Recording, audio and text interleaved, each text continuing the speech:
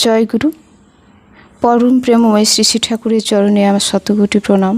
জগৎজননী বড়মা চরণে আমার শতকোটি প্রণাম। শ্রী শ্রী বরদার চরণে আমার শতকোটি প্রণাম। শ্রী শ্রী আচার্যদেবের চরণে আমার শতকোটি প্রণাম। সকলকে আমার আনন্দিত জয় গুরু। শ্রী শ্রী ঠাকুরের বাণী। আমি বলি যজন যাজন ইষ্টভীতির কথা, ফল কথা আমাদের বাঁচাটা হবে ইষ্টার্থে। ঠাকুর বলছেন আমি বলি যজন যাজন ইষ্টভীতির কথা। যজন যাজন ইষ্টভীতি ঠাকুর আমাদেরকে বলেছেন। ফল কথা আমাদের বাঁচাটা হবে ইষ্টার্থে।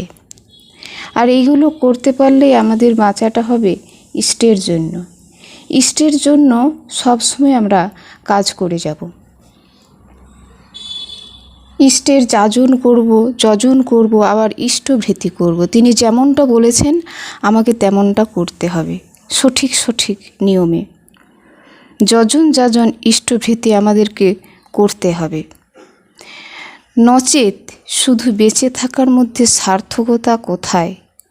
আমরা যদি এইগুলো না করি তাহলে আমাদের বেঁচে থাকার মধ্যে কোনো সার্থকতা নেই।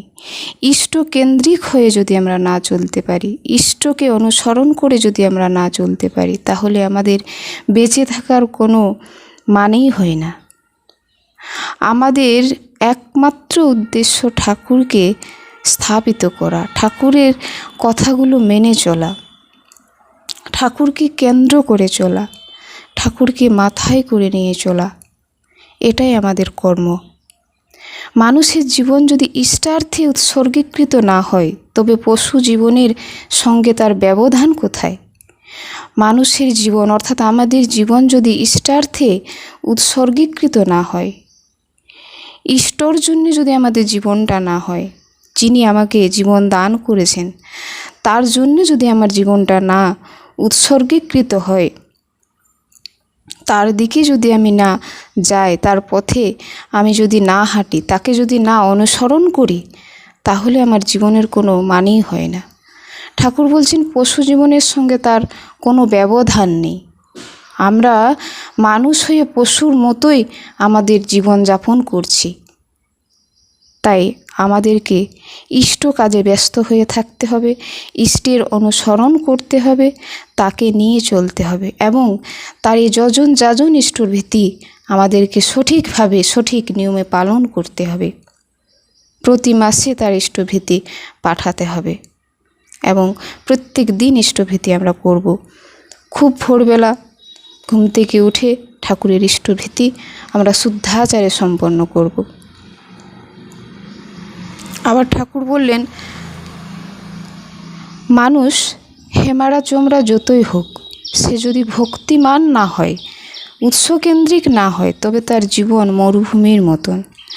ঠাকুর বলছেন মানুষ যতই কিছু হোক না কেন, সে যদি ভক্তিমান না হয়, তাহলে উৎসকেন্দ্রিক না হয়, তবে তার জীবন মরুভূমির মতন। সে যদি ভক্তিমতী না হয়, ভক্তিমান না হয়, তার মধ্যে যদি ভক্তি না থাকে, প্রেম না থাকে, তাহলে তার জীবন মরুভূমির মতন।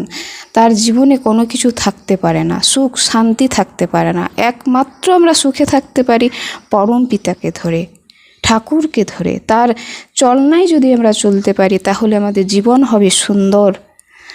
আর আমরা যদি তার ব্যতিক্রম করি তাহলে আমাদের দুর্গতির সীমা থাকবে না।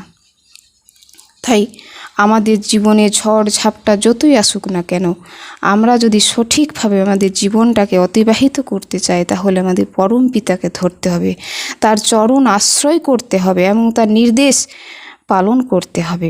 যজন যাজন ইষ্টভীতি করলে কাটে মহাভীতি, যজন যাজন ইষ্টভীতি মহান ভূয়ে তরায় নীতি। তাই আমাদেরকে যজন যাজন ইষ্টভীতি করতে হবে। ঠাকুর বলছেন করলে কাটে মহাভীতি। এই যজন যাজন ইষ্টভীতি যদি আমরা করি তাহলে আমাদের মহাভয় থেকে আমরা বেঁচে যেতে পারি। আবার মহান ভয়ে তরায় নীতি, আমাদের ভয় বলে কিছু থাকবে না। আমাদের সব সময় ঠাকুরের চরণে আমাদের মন থাকবে যে তিনি আছেন, ভয় বলে আমাদের কিছু থাকবেই না। আমরা জানি যে আমরা পরম পিতার সন্তান, তাকে অনুসরণ করে চলাই আমাদের কর্ম। তাই আমাদের মধ্যে কোনো বিপদ এলেও আমরা ভয় করব না।